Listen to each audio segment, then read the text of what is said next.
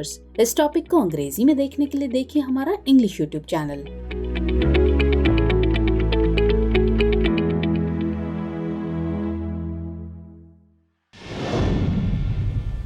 दृष्टि आईएएस के to the point programme में आपका स्वागत है। आज का हमारा टॉपिक है ब्लू ब्लॉब। आइए जानते हैं चर्चा में क्यों है। हालिया अध्ययनों के मुताबिक यदि पृथ्वी का तापमान संतुलन में नहीं रहता है तो जलवायु परिवर्तन बड़े पैमाने पर ब्लू ब्लॉब को भी प्रभावित कर सकता है। ये अध्ययन हाल ही में जियोफिजिकल रिसर्च लेटर्स नामक जर्नल में ऑनलाइन रूप से प्रकाशित हुआ था। आइए अब जानते हैं कि ब्लू ब्लॉब क्या है।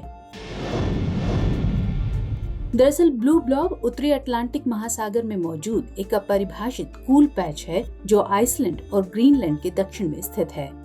साल 2014-15 की सर्दियों के दौरान इन्हें विशेष कूलिंग पैच के रूप में देखा गया था, जब समुद्र की सतह का तापमान सामान्य से लगभग 1.4 डिग्री सेल्सियस ठंडा था।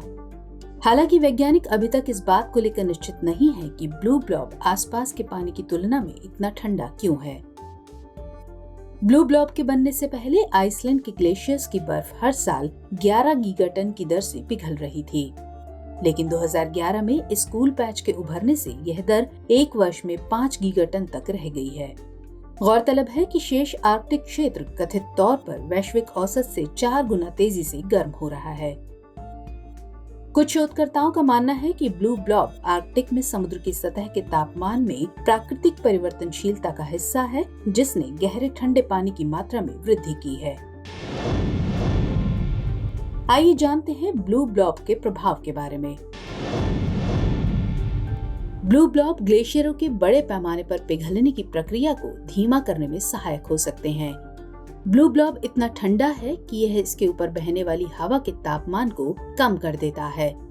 इससे आइसलैंड के आसपास का वातावरण ठंडा हो जाता है और बर्फ कम पिघलती है।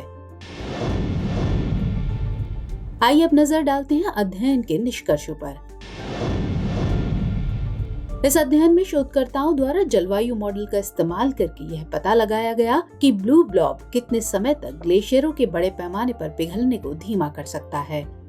शोधकर्ताओं ने यह भी देखा है कि बढ़ता तापमान शीतलन प्रभाव में कमी कर देगा, जो कि ग्रीनलैंड और नॉर्वेजियन द्वीप समूह स्वालबार्ड में 2050 के दशक के मध्य तक बर्फ के तेजी से पिघलने की दर के अनुरूप होगा।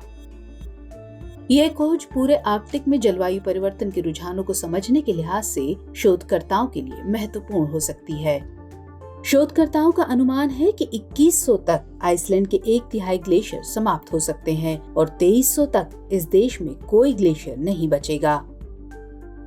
आइसलैंड पर ब्लू ब्लॉब का शीतलन प्रभाव हमेशा के लिए नहीं रहेगा और यदि जलवायु परिवर्तन इसी तरह बढ़ता रहा तो आइसलैंड के ग्लेशियर भविष्य में पूरी तरह से गायब हो सकते हैं। वैज्ञानिकों का कहना है कि निस्संदेह आर्कटिक तेजी से गर्म हो रहा है। ऐसे में यदि हम आइसलैंड में ग्लेशियर्स को कायम रखना चाहते हैं तो हमें ग्लोबल वार्मिंग पर अंकुश लगाना होगा।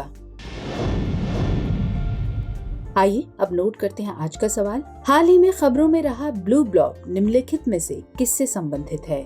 ए, नाइजीरिया में खोजा गया एक नया वायरस। बी, एक जल जनित रोग। सी, स्वदेशी रूप से विकसित एक पनडुब्बी वाहक। या फिर डी, आइसलैंड और ग्रीनलैंड के दक्षिण में स्थित एक ठंडा यानी कोल्ड पैच। तो इस प्रश्न का उत्तर कमेंट सेक्शन में देना मत भूलिएगा। मुलाकात होगी अगले सेशन में किसी और नए टॉपिक के साथ। तब तक के लिए स्वस्थ रहिए, सुरक्षित रहिए। जय हिंद।